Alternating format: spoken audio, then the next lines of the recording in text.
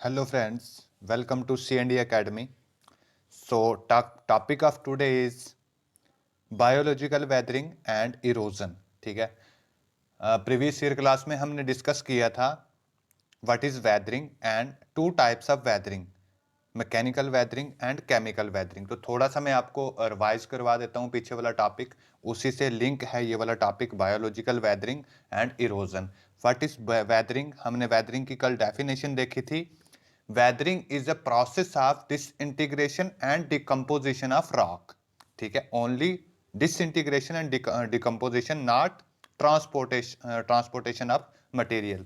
सिर्फ जब किसी रॉक की डिसइंटीग्रेशन या डिकम्पोजिशन होती है तो उसको हम बोलते हैं वेदरिंग ऑफ रॉक। अब दो टाइप्स हमने पढ़ी थी रॉक की, वन इज मैकेनिकल वेदरिंग, ठीक है, and second one is chemical weathering. ठीक है, so what is mechanical weathering? Five types of हमने मैकेनिकल वेदरिंग की पढ़ी थी। ठीक है, मैकेनिकल वेदरिंग में 5 अलग अलग टाइप्स पे डिस्कस किया था। सबसे पहले थी जो वो थी फ्रॉस्ट एक्शन।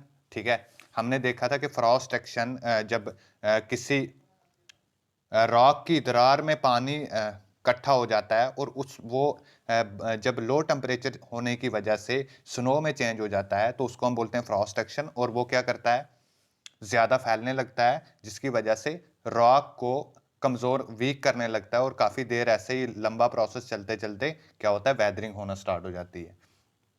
नेक्स्ट टाइप हमने देखी थी थर्मल एक्सपेंशन। ठीक है, जिसमें मैंने आपको एग्जांपल्स भी डायग्राम्स की दिखाई थी। ठीक है, जिसमें क्या होता है, मैंने आपको एग्जांपल दी थी कि वाटर जो होता है अगर हम उसको हीट करेंगे, ठीक है, गर्म करेंगे, अपोजिट केस था फ्रॉस्ट का, तो उस पे जब हम हीट करेंगे तो पहले वो उसको कम एरिया चाहिए होगा, लेकिन बहुत ज़्यादा जब हीट अप होगी, जैसे मैंने प्रेशर कुकर का आपको एग्जांपल दिया था, तो वो क्या करेगा, ज़्यादा एक्सपैंड करेगा। ठीक है, कोई भी बर्तन होगा या कोई भी रॉक होगी तो वो क्या करेगी, एक्सपैंड करेगी।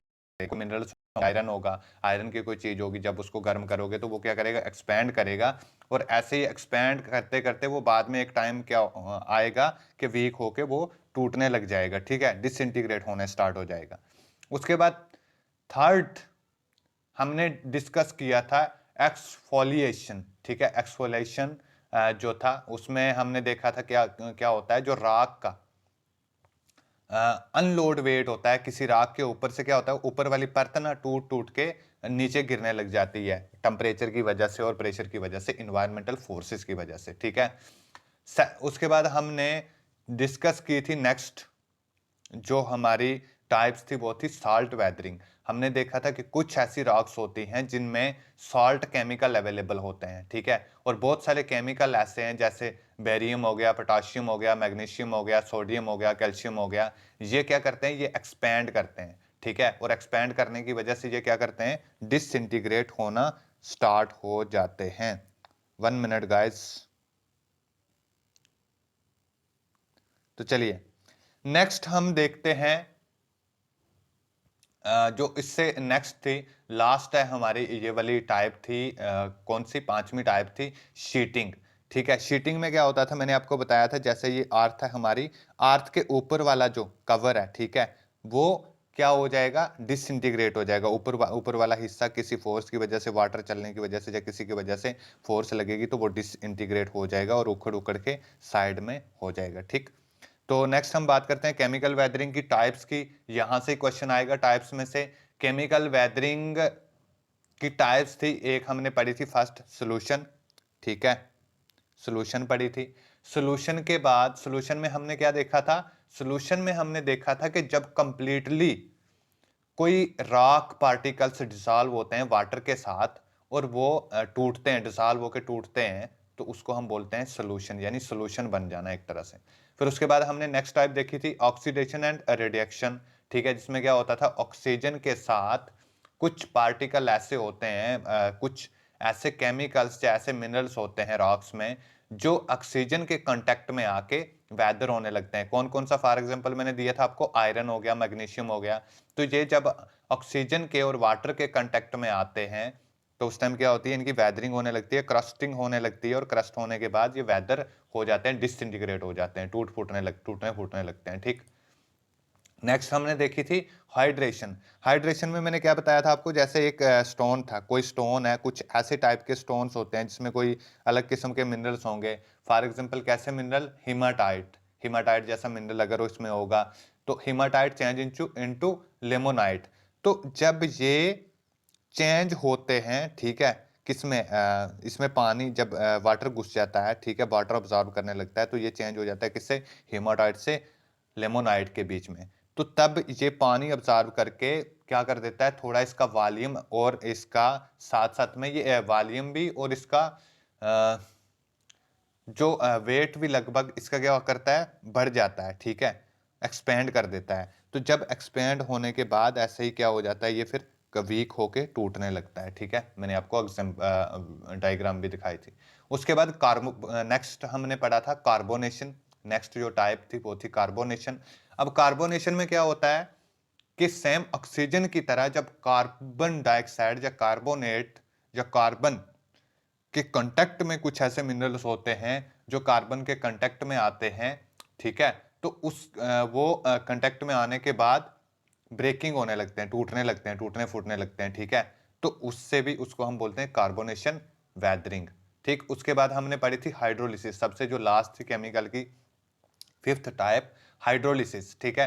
हाइड्रोलिसिस में हमने क्या देखा था कि जो कुछ ऐसी राक्स होती हैं, राक के साथ जब वाटर मॉलिक्यूल क्या करते हैं, रिएक्ट होते हैं, ठीक है, तो रिएक्ट होने के बाद न्यू कंपाउंड्स बनने लगते हैं उनके, न्यू जैसे for example silicate mineral change most affected होता है इस चीज से, ठीक है। सिलिकेट अगर किसी रॉक में होगा तो वो इससे बहुत ज्यादा अफेक्टेड होता है, मिनरल कंपाउंड्स बनने लगते हैं इसमें, और उसके बाद ये क्या करने लगती है, डिसइंटीग्रेट होने लग जाती है, टूटने लग जाती है, वैसी रॉक जिसमें सिलिकेट अवेलेबल हो, ठीक है।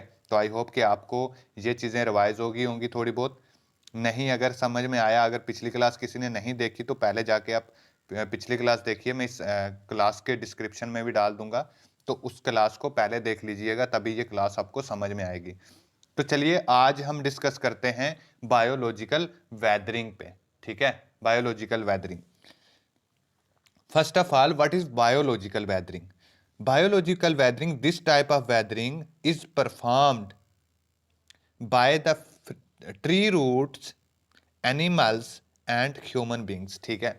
ये जो वेदरिंग होती है, यहाँ भी रॉक की वेदरिंग होगी, बट ये रॉक की वेदरिंग तब होगी, किसकी वजह से होगी, या तो ट्री की रूट्स की वजह से, ठीक है, किसी रॉक पे कोई ट्री उग गया तो वो रॉक सब वो ट्री, अब की ट्री की जो जड़ें होंगी, ठीक है, रूट्स होंगी, वो क्या करेंगी, जकड़ेंगी इसको, तो एक टाइम आएगा कि जकड़ जकड़ के इसको वीक कर देंगी, ठीक है, तो ये रॉक टूटने लगेगी।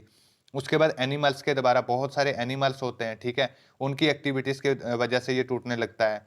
फिर ह्यूमन बीइंग की वजह से और माइक्रो ऑर्गेनिज्म की वजह से भी ये टूटता है, ठीक है। कुछ एल्गी एल्गी फंगई वगैरह जब इस पे उग जाती है तो उसकी वजह से एसिडिफिकेशन होता है, जो कुछ ऐसे बहुत सारे अदर छोटे छोटे ऑर्गेनिज्म होते हैं, जैसे ऑंट्स हो गई, ठीक है, तो ये क्या करती हैं, इसको तोड़ने लगती हैं, एक जगह से दूसरी जगह मटेरियल लेके जाती हैं इसमें से तोड़ तोड़ के। तो अब आगे हम देखते हैं, as the plant roots grow they wedge the rocks apart and cause widening of joints and other fractures. देखो आपको एक एग्जांपल दिखाता हूँ, यहाँ देखो, फॉर एग्जांपल ये एग्जांपल नहीं, डायग्राम है, ये एक रॉक थी, ठीक है। अब इस रॉक में थोड़ी सी दरार होगी, बिल्कुल थोड़ी सी, हल्की सी, इससे बिल्कुल थोड़ी सी, मतलब बिल्कुल जरा सी दरार होगी। अब इस दरार में कहीं पेड़ का बीज पड़ गया किसी का, तो वो वहां से पेड़ उग गया, थोड़ा सा इसको वहां इन्वायरमेंट मिल गया होगा, थोड़ी मिट्टी मिल गई होगी उगने के लिए। अब ये पेड़ उगा जैसे ही, तो अब पेड़ ये बढ़ेगा, मोटा होगा। जब ये पेड़ मोटा होगा तो ये क्या करेगा, इसको एक्सपैंड करेगा, इसको इधर धक्का देगा, इसको इधर धक्का देगा, क्योंकि पेड़ मोटा हो रहा है। पेड़ को भी थोड़ा सा कंजेस्टेड होगा, बट पेड़ इसको ज्यादा दबाएगा। तो एक टाइम ऐसा आएगा कि ये बिल्कुल इधर अलग हो जाएगी, ये इधर अलग हो जाएगी, यानी टूट जाएगी, ठीक है। तो ऐसे ही अगर टूटती गई, छोटे छोटे पार्ट में होगी, फिर बड़े बड़े पार्ट्स के से छोटे छोटे पार्ट्स बनेंगे, पहले बड़े दो पार्ट में टूटेगी, फिर वो उन बड़े पार्ट्स के छोटे बनेंगे, बीच में से कोई और यहाँ पे दरार हुई तो यहाँ कोई अगर पेड़ हो गया, तो इससे भी क्या होगी, वेदरिंग होगी। तो ऐसे वेदर हो के बहुत छोटे छोटे, मतलब पार्टिकल्स में ये बिखर जाएगी। या फिर यहाँ पे देखो, यहाँ पे किसी अगर रॉक पे काई वगैरह जम जाती है, ठीक है, अलगी ब्लूम हो जाती है या फंगई वगैरह, तो इससे क्या होता है, इससे होता है एसिडिफिकेशन, ठीक है। ये काई वगैरह अब अपने लिए मिट्टी बनाएगी, ठीक है, इसको चाहिए मिट्टी, ये इसको एसिडिफिकेशन करेगी ये, और इस रॉक को मिट्टी में चेंज कर देगी, ठीक। नेक्स्ट हम 1 मिनट नेक्स्ट देखिए, माइक्रो एनिमल्स के द्वारा भी होता है, ठीक है, जैसे अर्थ वॉर्म्स हो गए, उनकी वजह से, आंट्स की वजह से, टर्माइट्स की वजह से, other burrowing animals move material to और नियर, ठीक है, कुछ ऐसे एनिमल होते हैं जो एक जगह से बहुत दूर भी लेके जा सकते हैं, या पास में ही वहां से मटेरियल उठा के ले जाएंगे, where the most closely subjected to the chemical weathering. ये सारी होती हैं केमिकल वेदरिंग, किसकी वजह से, केमिकल वेदरिंग के लगभग क्लोजली होती हैं ये। बट बायोलॉजिकल वेदरिंग जो है वो किसकी वजह से होती है, ज्यादा लिविंग थिंग्स की वजह से, ठीक है। बायोलॉजिकल, बायो का मतलब होता है लिविंग थिंग्स है, तो लिविंग थिंग्स की वजह से जब किसी रॉक की वेदरिंग होती है उसको हम बोलते हैं बायोलॉजिकल वेदरिंग, ठीक। अब हम नेक्स्ट बात करते हैं, देखो बायोलॉजिकल वो वेदरिंग का कोई इतना ज्यादा नहीं है, बस इतना ही था। बस आपने याद रखना है, जो भी किसी ह्यूमन बीइंग, एनिमल्स या ट्रीज की वजह से कोई वेदरिंग होती है उसको हम बायोलॉजिकल वेदरिंग कहते हैं, ठीक है। जो भी तोड़ फोड़ होगी उसकी वजह से बायोलॉजिकल वेदरिंग होगी। तो वेदरिंग का टॉपिक हमारा खत्म हो गया है। अब इसी में नेक्स्ट टॉपिक है हमारा इरोजन, ठीक है। इरोजन क्या होता है, हमने कल भी डिस्कस किया था इरोजन के बारे में, ठीक है। जब मैंने वेदरिंग आपको पढ़ाना स्टार्ट किया था तो वेदरिंग में हमने साइड में कंपेयर किया था इरोजन को भी। हमने देखा था कि वेदरिंग में क्या होता है कि सिर्फ एक रॉक जब डिसइंटीग्रेट होगी अपनी जगह पे, ठीक है, वहां पे टूटे फूटेगी तो उसको हम बोलते हैं वेदरिंग। बट इरोजन इसके अपोजिट होता है। इरोजन में क्या होता है कि जब कोई रॉक या कोई लैंड या कोई प्लेस एक जगह से टूट के दूसरी जगह पे मटेरियल उसका ट्रांसपोर्ट होगा by due to any force like water, wind और एनी अदर फोर्स, उसको हम बोलते हैं क्या, इरोजन, ठीक है। जब एक मटेरियल एक जगह से टूट के दूसरी जगह ट्रांसपोर्ट हो, यहाँ पे कोई ट्रांसपोर्टेशन नहीं हो रही, टूट के वहीं पड़ा हुआ है, बट यहाँ पे इरोजन में जब एक जगह से टूट के कोई मटेरियल दूसरी जगह पे जाएगा उसको हम बोलेंगे, प्लेस अपनी चेंज करेगा, उसको हम बोलेंगे क्या, इरोजन, ठीक है। तो इरोजन की डेफिनेशन देख लेते हैं एक बार दोबारा से। Erosion is a geological process in which earthen material are worn away and transported by the natural forces such as wind and water, ठीक है। कोई अर्थ का मटेरियल, ठीक है, वो राख भी हो सकती है, वो लैंड भी हो सकती है, यहाँ पे सिर्फ राख का होगा, जो वेदरिंग होगी वो ओनली राख की होगी, यानी कि स्टोन की होगी या किसी चट्टान की होगी या किसी माउंटेन की होगी, ठीक है। बट जो इरोजन होगा वो किसी रॉक का भी हो सकता है या किसी भी लैंड के पार्टिकल, लैंड के किसी भी प्लेस का हो सकता है, मिट्टी का, सॉइल का हो सकता है, वो किसी भी चीज का हो सकता है, ठीक है। अब जब ट्रांस मटेरियल किसी विंड या वाटर की फोर्स की वजह से एक जगह से दूसरी जगह ट्रांसपोर्ट होगा उसको हम बोलते हैं वेदर, सॉरी, इरोजन, ठीक है। The principal erosional agents are running water. Principal agents कौन कौन से हैं इरोजन के, यानी इरोजन के पीछे मेन एजेंट्स कौन से हैं, तो वो है एक रनिंग वाटर, ठीक है, ग्राउंड वाटर, ग्राउंड वाटर से भी इरोजन होता है, ठीक है, ग्लेशियर, हाँ ग्लेशियर से भी होता है, विंड और कोस्टल वेव्स, ठीक है, जो ओशियन में वेव्स वगैरह आती हैं, टाइड से भी होता है। Each of the following agents does erosion by distinctive process and give rise to distinctive landforms, ठीक है। अब ये क्या करेंगे, एक जगह से इरोजन करेंगे, फॉर एग्जांपल ये लैंडफॉर्म था, यहाँ से इरोड करके दूसरी जगह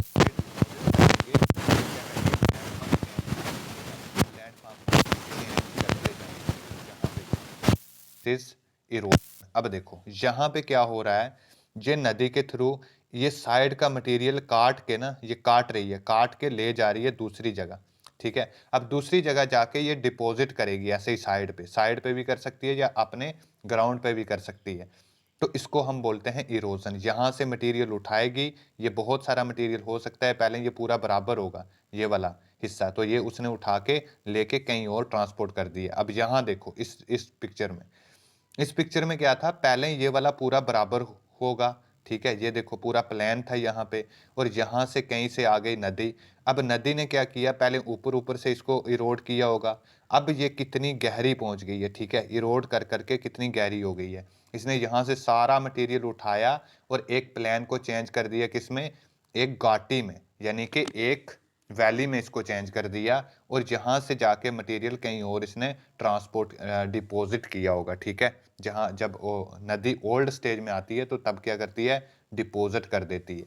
तो मोस्टली सबसे ज्यादा जो इरोजन है ना वो होता है नदियों के द्वारा, रिवर्स के द्वारा। और जहां पे जैसे रेगिस्तान वगैरह होता है, जहाँ पे मरुस्थल होता है, वहाँ पे जो इरोजन है वो होता है विंड की वजह से, ठीक है, और ओशियन के साइड पे होता है वेव्स एंड टाइड्स की वजह से, ठीक है, इरोजन। ठीक, अब नेक्स्ट हम देखते हैं कुछ कॉमन एस्पेक्ट ऑफ इरोजन के, कुछ कॉमन एस्पेक्ट्स हैं जो मेंशन किए हुए हैं। The acquisition of rock fragments, ठीक है, इरोजन से क्या क्या होता है, एक तो रॉक्स की फ्रेगमेंट होगी, रॉक्स टूटेगी, उसको बिखेरा जाएगा, एक जगह से दूसरी जगह ले जाया जाएगा। Wearing away of rock fragments, ठीक है, जो रॉक के फ्रेगमेंट होंगे वो एक जगह से दूसरी जगह लेके जाए जाएंगे, ट्रांसपोर्ट किए जाएंगे। The breaking down of rock particles by mutual wear while in transit, ठीक है, क्या होगा कि जो पार्टिकल्स हैं किसी रॉक के वो तोड़े जाएंगे, वो टूटते भी हैं इरोजन के द्वारा, ठीक है। जब क्या होगा, फॉर एग्जांपल देखो, किसी नदी ने यहाँ से बड़े बड़े बोल्डर उठाए, अब ये जब जाएंगे पानी में क्या करेंगे, रोलिंग करेंगे, तो ये क्या करेंगे, एक दूसरे के साथ जब लगेंगे, टकराव होगा, तो ये टूटेंगे नहीं, सैंड में चेंज हो जाएंगे, ठीक है, छोटे छोटे पार्टिकल्स बन जाएंगे।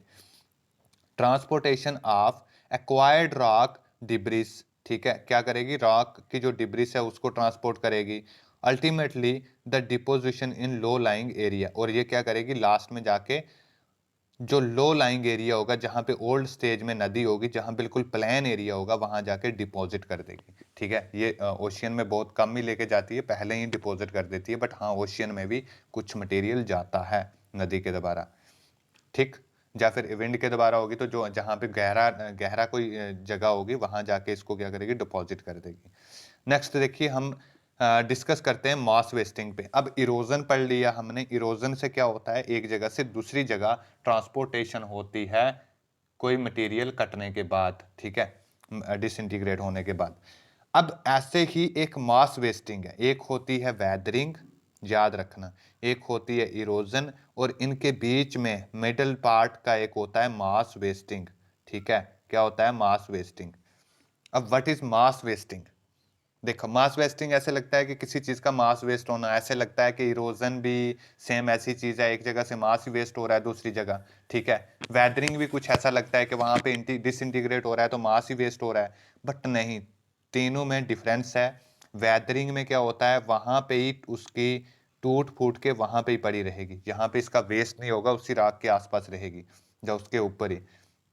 वेदरिंग इरोजन में क्या होगा, एक जगह से कंप्लीटली दूसरी जगह ट्रांसपोर्ट हो जाएगा। और वेस्टिंग में क्या होगा, बिल्कुल थोड़ा सा दूर, ठीक है, यहां से टूट के बिल्कुल थोड़ा सा 2-4 फीट, 10 फीट, 100 मीटर, 50 मीटर की दूरी पे जाके वो मटेरियल गिर जाएगा, उससे ज्यादा दूर नहीं जाएगा, ठीक है।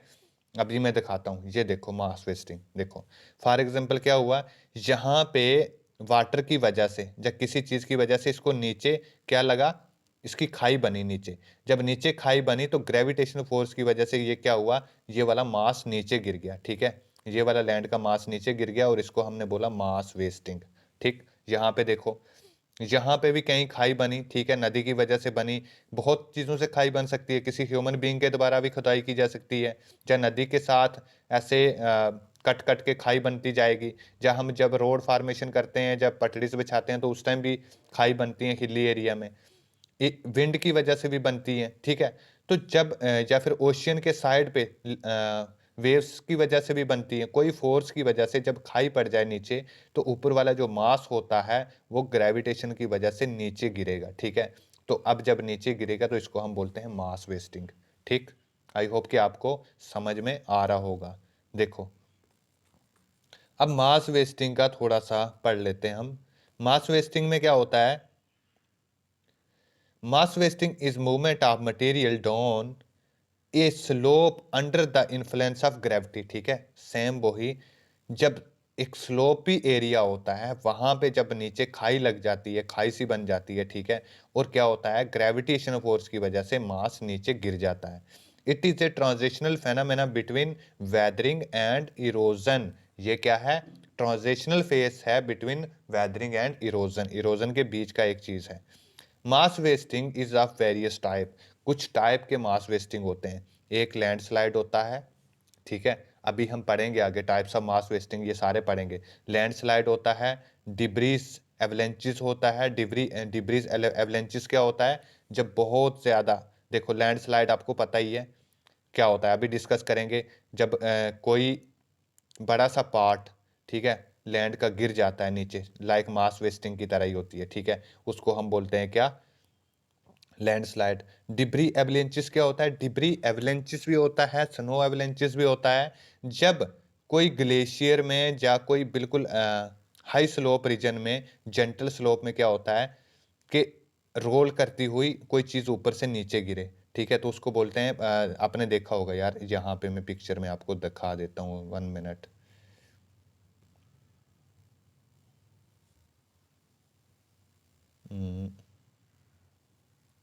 यहाँ पे आई थिंक यार पिक्चर नहीं है लगाई मैंने, बट इसमें क्या होता है मैं आपको बता देता हूँ।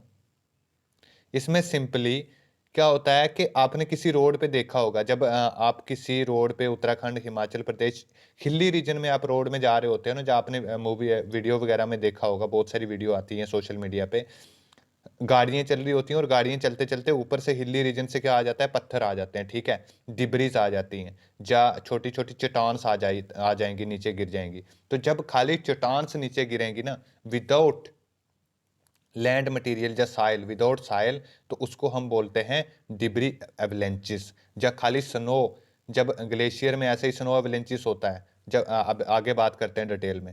अर्थ फ्लो होता है, ठीक है, अर्थ फ्लो में क्या होता है, वाटर के साथ सॉइल पार्टिकल मिलके आते हैं और फ्लो हो जाते हैं। उसके बाद मड फ्लो होता है एंड शीट फ्लो होता है, ठीक है। अभी एक एक पे बात करते हैं।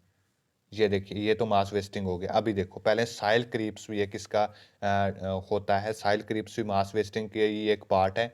साइल क्रीप्स क्या होता है? In soil covered slope extremely slow down slope movement of soil and overburden में बी फाउंड। देखो साइल क्रीप्स में एक ही चीज समझना, साइल क्रीप्स में क्या होता है, जब नॉर्मल स्लोप होती है, बहुत ज्यादा नहीं, जब नॉर्मल स्लोप होती है, जहाँ पे ऐसी स्लोप में मोस्टली स्टेप फार्मिंग की जाती है, ठीक है, जैसे नॉर्थ ईस्ट में हो गया, जब नॉर्थ रीजन हो गया इंडिया का, तो इसमें स्टेप फार्मिंग होती है। यहाँ पे क्या होता है, जब स्लोपी रीजन होता है, तो जो ऊपर वाली परत है ना, क्रस्ट की, क्रस्ट जो होती है वो नीचे खिसक जाती है थोड़ी थोड़ी, ठीक है, पूरी बहुत ज्यादा एरिया 10 किलोमीटर, 20-50 किलोमीटर तक क्या हो जाएगा, खिसक जाएगा। फॉर एग्जाम्पल साइल क्रीप अभी उत्तराखंड में एक प्रॉब्लम हुई है, ठीक है, ऐसे ही दरारें आ गई हैं, तो वही एक एग्जाम्पल आप ले सकते हो। कहीं अगर नीचे रोड कंस्ट्रक्शन हो जाए इधर, तो खाई पड़ जाए, आगे से मटेरियल हटा दिया जाए, या कुछ ना कुछ हो जाए, या नदी चल रही हो, तो वहाँ जब एक फोर्स लगेगी ग्रेविटेशनल फोर्स की वजह से, तो क्या हो जाएगा, ऐसे बीच में छोटी छोटी दरारें आ जाएंगी, ठीक है, तो छोटी छोटी दरारें आ जाएंगी, पूरा लैंड जो पूरा मास वेस्ट भी नहीं होगा, और ना ही प्रॉपर ये जैसा था ओरिजिनल वैसा भी नहीं रहेगा, थोड़ा थोड़ा क्या आ जाएगी, दरारें आ जाएंगी। जब दरारें आती हैं तो इसको हम बोलते हैं सॉइल क्रीप, ठीक है। नेक्स्ट देखिए, earth flow. What is earth flows? Earth flow में होता है मेनली अर्थ फ्लो, और लैंडस्लाइड में और मास वेस्टिंग में भी, ये भी मास वेस्टिंग का ही एक पार्ट है, एक टाइप है, बट लैंडस्लाइड और इसमें बहुत डिफरेंस होता है। लैंडस्लाइड होती है एकदम से, यकदम विद इन कुछ मिनट में ही, जब मास पूरा नीचे गिर जाए, ठीक है, पूरा मास नीचे गिर जाए, कोई लैंड का एक पार्ट नीचे गिर जाए, तो उसको हम बोलते हैं लैंडस्लाइड। बट अर्थ फ्लो में क्या होता है, जब वाटर के साथ ना, यहाँ पे पहले थोड़ा सा तेज वाटर आया होगा, तो यहाँ पे हो सकता है पहले कुछ खड्डा पड़ा हो या ऊपर घास वास नहीं होगा तो सिर्फ लैंड होगी, ठीक है। मतलब एक सॉइल पार्टिकल्स होंगे, नंगे सॉइल पार्टिकल इरोडेड जैसे हो गए होंगे, ठीक है, जिसपे कोई घास नहीं होगा, ट्री नहीं होगा, तो इजिली जो है वो वाटर के साथ इरोड हो जाता है। तो अब ये क्या करेगी, ये बहुत ज़्यादा मिट्टी, काफ़ी ज़्यादा सॉइल पार्टिकल्स वाटर, जब बारिश होगी वाटर के साथ मिलके नीचे आने लगेंगे, ठीक है, ऐसे। तो इसको हम बोलते हैं अर्थ फ्लो, ठीक है। जब इसको हम कभी कभी साइल फ्लो भी बोलते हैं, ठीक। इन humid climate reason In humid climate region, its slope are steep in mass of water saturated soil due to overburden of weak bedrock may side down slope during the period of few hour। देखो यहाँ पे क्या होता है, बहुत ज़्यादा soft soil होती है और ये वाटर के साथ सेचुरेटेड होके, मतलब वाटर के साथ मिक्स होके काफ़ी 2 3 4 घंटे जितनी देर बारिश होती रहेगी, ये साथ साथ बहता हुआ नीचे आ जाएगा और काफ़ी ज़्यादा जो मास है वो वेस्ट हो जाएगा वहाँ से, ठीक है। तो वहाँ पे जगह इरोड हो जाएगी, ठीक। आई होप आपको समझ में आ रहा होगा, बहुत ईजी है, कोई टफ नहीं है। अब मड फ्लो देखिए, but is mud flow. Mud flow में क्या होता है, जो साइल फ्लो होता है वहां पे खाली जो साइल है, या फिर लैंड फ्लो, हम अर्थ फ्लो की बात करें, अर्थ फ्लो या साइल फ्लो एक ही चीज होती है, जहां पे खाली साइल जो है वो पानी के साथ मिलके कहीं दूर जाएगी, जब वहां से इरोड हो जाएगी। बट मड फ्लो में क्या होता है, जब कोई बाढ़ वगैरह आती है, ठीक है, बहुत ज़्यादा बारिश हो जाएगी, तो बाढ़ आएगी जब, तो उस टाइम पे क्या होता है, बहुत ज़्यादा उसमें मड में क्या क्या रहेगा, कुछ प्लास्टिक वगैरह, जो शूज़ वगैरह ऐसे पड़े होंगे, कपड़े वगैरह, उसके बाद जो भी लकड़ी वगैरह, या जंगल से जहीं से वो पानी आएगा वहाँ से जो भी चीज़ पड़ी होगी वो अपने साथ लेके आएगा, ठीक है। कोई भी चीज़, जो भी चीज़ उसको मिलेगी, उसमें साइल पार्टिकल भी हो सकते हैं, उसमें डिब्रीज भी हो सकती हैं, यानी स्टोन पार्टिकल्स, उसके बाद ट्रीज, पार्ट ऑफ ट्रीज हो सकते हैं, ठीक। तो बात हो गई है हमारी मड फ्लो पे, यानी कोई भी चीज अगर नदी के साथ सारा मिट्टी गट्टा सब कुछ साथ जब आता है मिक्सिंग, तो उसको हम बोलते हैं मड फ्लो। उसके बाद हम देखते हैं landslide. What is landslide? Landslide is the down slope movement of regolith of bed rock is called as landslide. Bed rock क्या होती है? बेड रॉक होती है, यानी जो हमारी सॉइल पार्टिकल है, जो बहुत पुरानी रॉक है, जो सॉइल्स में मिट्टी में चेंज हो गई हुई है। अब ये सॉइल, यह मिट्टी जब किसी वजह से इसके नीचे खाई पड़ जाती है, रोड कंस्ट्रक्शन की वजह से, जब कहीं पे हम कहीं रेलवे लाइंस कंस्ट्रक्शन कर रहे हैं, या कोई हम बिल्डिंग कंस्ट्रक्शन कर रहे हैं, तो कंस्ट्रक्शन की वजह से या किसी फोर्स, एयर या वाटर रन, जो नदी वगैरह फ्लो करती है उसकी वजह से अगर नीचे खाई पड़ जाती है, तो क्या होता है, नीचे कोई मास के नीचे सपोर्ट नहीं रहती, और सपोर्ट ना होने की वजह से हिली एरिया में क्या होता है, जैसे ही बारिश होगी, ठीक है, जब बिना बारिश से भी कभी कभी क्या होता है, ग्रेविटेशनल फोर्स की वजह से ये क्या हो जाएगा, लैंडस्लाइड हो जाएगी, मास सारा जो है वो नीचे गिर जाएगा, ठीक है। तो जब मास नीचे गिरता है ऊपर से, उसको हम बोलते हैं लैंडस्लाइडिंग, ठीक। लैंडस्लाइड और मड फ्लो लगभग सेम सेम चीजें होती हैं दोनों।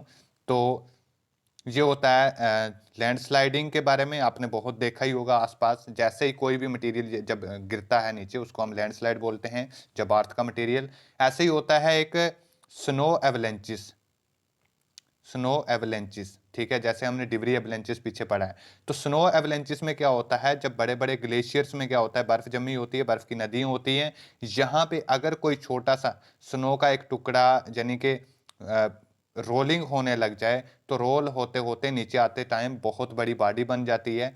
तो जब ये रोल करता हुआ नीचे आता है, तो उसको हम बोलते हैं स्नो एवलेंचिस। जब बहुत ऐसे स्नो के ऊपर से पूरी लैंडस्लाइड हो जाना, स्नो में जब मतलब लैंडस्लाइडिंग होती है, तो उसको हम बोलते हैं स्नो एवलेंचिस। जब सिर्फ रॉक्स की लैंडस्लाइडिंग होती है, रॉक्स टूट के नीचे आता है लैंडस्लाइड की तरह, तो उसको हम बोलते हैं डिबरी एवलेंचिस, ठीक है। तो आई होप आपको ये चीज़ें क्लियर हो गई होंगी। तो फ्रेंड्स, मिलते हैं हम जल्दी नेक्स्ट क्लास में। आज की क्लास में इतना ही था, तो नेक्स्ट क्लास में हम मिलते हैं नेक्स्ट टॉपिक लेके। नेक्स्ट टॉपिक पे हम बात करेंगे जियोमॉर्फोलॉजी के जो अदर टॉपिक्स हमारे बच्चे हैं, पेंडिंग में हैं। तो इसमें आई होप कि आपको समझ में आ गया होगा सारा। अगर किसी को नहीं समझ आया, कोई प्रॉब्लम आ रही है, तो आप मुझे कमेंट में क्वेश्चन कीजिए कि सर ये चीज़ नहीं समझ आई, मैं उसको दोबारा क्लियर करूंगा। तो चलिए मिलते हैं नेक्स्ट क्लास में। Thank you so much. Please channel को अगर अभी तक सब्सक्राइब नहीं किया तो सब्सक्राइब कर दो यार, सपोर्ट के लिए, ठीक है। अभी ग्रोइंग चैनल है, तो साथ में शेयर कर, ठीक है। Thank you.